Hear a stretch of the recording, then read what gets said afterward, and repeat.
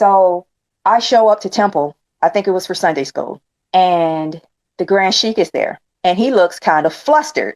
Like, not upset, just like he's dealing with something he doesn't want to deal with. And it's kind of silly. He feels this. It kind of came off like, why am I dealing with this today? Right. And then, so he's the Grand Sheik, and his significant other was, I guess, the Sheikess, right? And she was also the secretary. So she comes in afterward.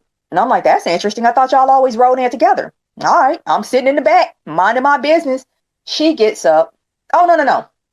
He goes first because he's the Sheik. So we get started with Sunday school.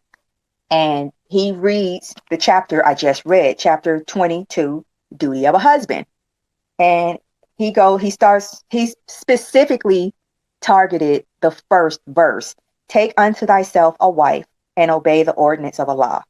Take unto thyself a wife and become a faithful member of society. He was, I guess, explaining, I don't want to say interpreting because we know not to do that.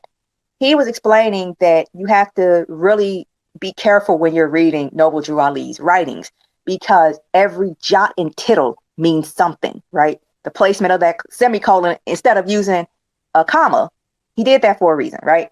So he was saying, take unto thyself a wife. That's one. And obey the ordinance of Allah. That's one wife. Take unto thyself a wife. So he was saying that means he's, Moors are supposed to have at least two wives. And then he tied that in, if I remember correctly, he tied that into the prophecy with Noble Drew Ali, wherein he said, I've got two wives. Follow me, and if you can have as many wives as you can afford. So the Grand Sheik, I'm like, wow, what an interesting topic. What's going on? Did something happen? I'm asking because I know I didn't do anything.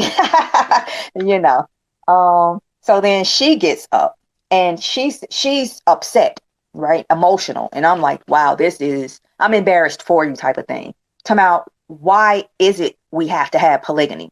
Why do women have to be submissive to men that aren't their husbands? Blah, blah, blah. And I knew she was talking to me, right? Because unlike her, no shade, whatever, I grew up with my father.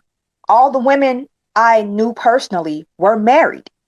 So I saw women not bowing down, just like, let him figure out what to do so I can watch the children. I don't feel like watching the children and trying to figure out where we're about to go. I'll leave that up to him. And I'll make he tells me what he wants to do and where he wants to go. And I'll make all the plans. So really, we're doing what I want to do, right?